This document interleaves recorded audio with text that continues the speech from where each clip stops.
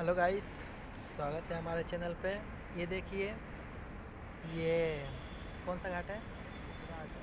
ये बनारस का राजघाट है और हम लोग इस समय घूमने आए हैं।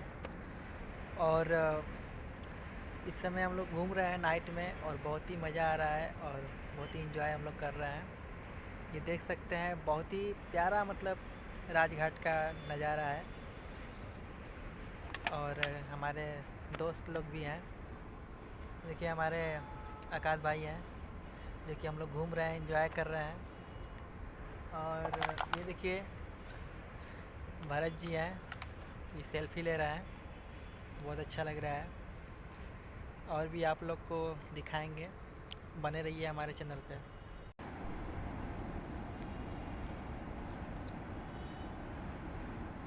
ये फोटो लिया है।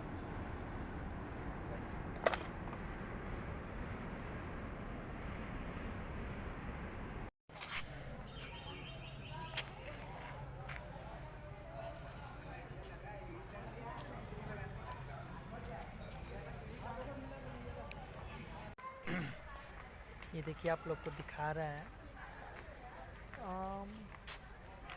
गुरु रविदास मंदिर है। और बहुत ही प्यारा मंदिर है राजघाट का। और हम लोग को दिखा रहे हैं, आपको पूरा मतलब दिखाएंगे।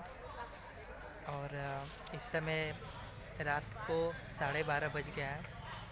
और आइए मंदिर का दर्शन कराते हैं आप लोग को। गाइस, अब देखिए, हम लोग घर जा रहे हैं अब।